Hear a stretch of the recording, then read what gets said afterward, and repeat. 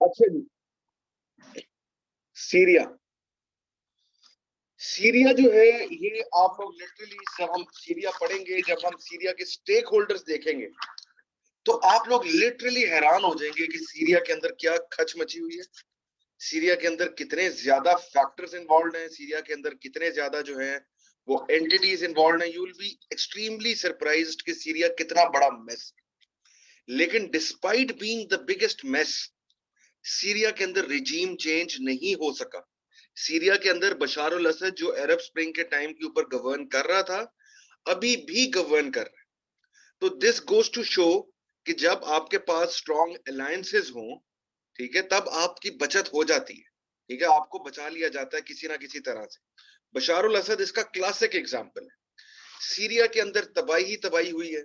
ठीक है, ये तो पिछले हम देख रहे हैं कि कुछ साल, 1.5 साल से कुछ आप लोग कह लेंगे टू सम एक्सटेंट थोड़ी सी स्टेबिलिटी है। अदरवाइज तो Syria was one of the biggest mess, और जितने लोग वहां पे इन्वॉल्व थे, ठीक है, वो सारे के सारे जो थे, एक दूसरे के खिलाफ लड़ रहे थे। इसी वजह से हम देखते हैं कि सीरिया का जो बहुत ही हिस्टोरिक सिटी है, जो कि एंशिएंट दौर में मुसलमानों का बहुत बड़ा हब था, जिसको हम उर्दू में हलब कहते हैं और इंग्लिश में एलेपो कहते हैं, वो सारा तबाह हो गया। ठीक है, दमास्कस जो दमिश्क उसका कैपिटल है, उसका बहुत ज्यादा हिस्सा तबाह हो चुका है। तो सीरिया जो है was a great mess, and Syria is still a great mess. लेकिन अब क्योंकि दुनिया की अटेंशन सारी यूक्रेन की तरफ और अफगानिस्तान की तरफ डाइवर्ट हो चुकी है, तो हमें ये मिडिल ईस्ट की खबरें इतनी ज्यादा जो है वो नजर नहीं आती। दुनिया या तो बात करेगी आपके पास यूक्रेन की, या दुनिया आपसे बात करेगी सारी अफगानिस्तान की। ठीक है, मिडिल ईस्ट के इश्यूज जो हैं वो आजकल नॉन इश्यूज जो हैं वो बने हुए हैं। ठीक है जी। सबसे पहले आप लोगों को मैं अब बताता हूं कि who are the major stake holders जो कि सीरिया के इस क्राइसिस के अंदर इन्वॉल्व। सबसे पहली चीज what you need to realise is that Saudi Arabia और ईरान, वो तो गिवन है। मैंने आपको बताया था कि मिडिल ईस्ट का कोई कॉन्फ्लिक्ट आएगा, वो तो गिवन ही गिवन। आप लोगों ने आज क्या काम करना है, आप लोगों ने आज जाना है, आप लोगों ने मिडिल ईस्ट का नक्शा खास तौर पे निकालना है। मिडिल ईस्ट का नक्शा, सीरिया के हमसाए देखने हैं, यमन के हमसाए देखने हैं, लीबिया के हमसाए देखने हैं, ठीक है, सऊदी अरेबिया के देखने हैं, ईरान के देखने हैं। ये सारा कुछ आपने करना है, और आपसे मैं पूछूंगा कल, ठीक है, मैं आपसे माउंटेन रेंजेस भी पूछूंगा कि कौन सी बड़ी माउंटेन रेंज कौन से मुल्क के पास है, और उसको वो कैसे प्रोटेक्ट कर रही है, या वो उसको कैसे जो है उसको प्रॉब्लम क्रिएट कर रही है उसके लिए। This specifically holds true for Iran. ठीक है, इसी तरह ये चीजें आप लोगों को पता होनी चाहिए कि हमसाया मुल्क कौन सा है, ईस्ट वेस्ट नॉर्थ साउथ में नेबर्स कहाँ कहाँ पे हैं, कौन कौन से हैं, समंदर कहाँ से जा रहा है, माउंटेन रेंजेस कहाँ से हैं। This will help enhance your understanding, और आप एक अच्छा आंसर जो है इसके ऊपर लिख सकते हैं। अच्छा जी, now talking about the stakeholders. सबसे पहले जो स्टेक होल्डर हैं वो कौन है जी? बशार अल असद।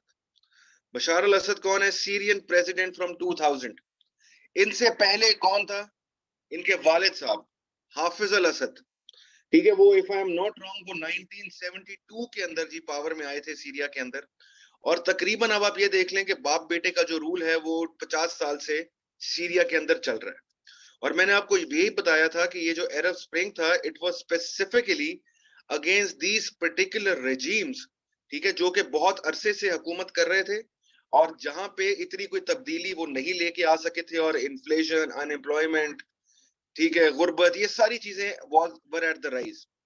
ठीक है, दूसरा यहाँ पे स्टेक होल्डर है the United States of America.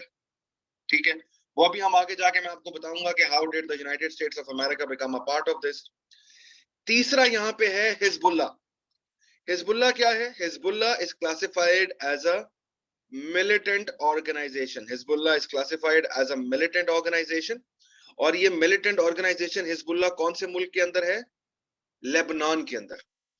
Lebanon के अंदर है, और ये किसकी प्रॉक्सी है? ये प्रॉक्सी है ईरान की। ये ईरान की प्रॉक्सी क्यों है? क्योंकि they share a common religious sect, और आइडियोलॉजी जो है उनकी एक ही जैसी है, एक ही तरह की उनकी आइडियोलॉजी है। ठीक है जी।